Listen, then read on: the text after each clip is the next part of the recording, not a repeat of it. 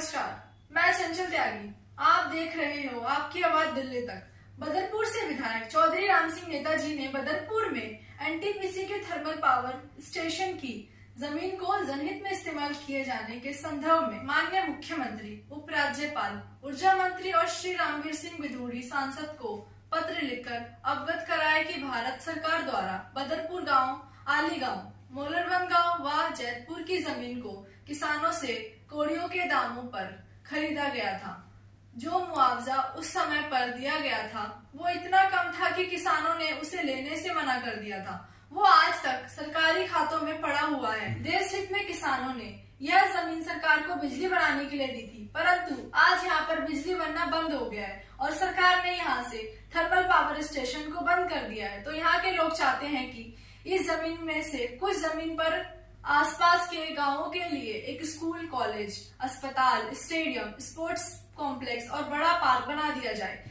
साथ ही जैतपुर के लिए कुछ जमीन लोक निर्माण विभाग दिल्ली सरकार को दे दी जाए।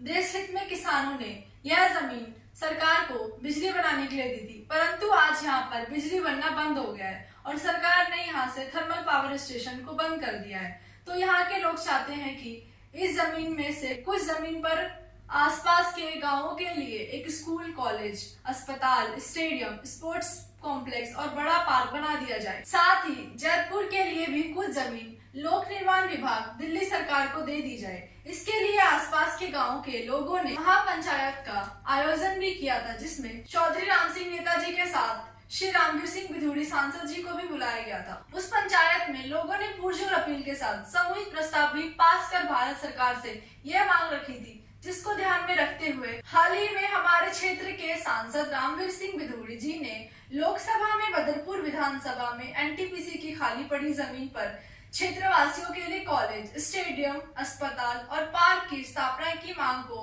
प्रभावशाली ढंग से उठाया। इसके लिए बदरपुर से विधायक चौधरी राम सिंह नेताजी ने माननीय प्रधानमंत्री श्री नरेंद्र मोदी जी को भी पत्र लिखकर अनुरोध किया कि एनटीपीसी की खाली पड़ी जमीन में से कुछ जमीन का उपयोग क्षेत्रवासियों के लिए कॉलेज, अस्पताल, स्टेडियम, पार्क के निर्माण हेतु किया जाए।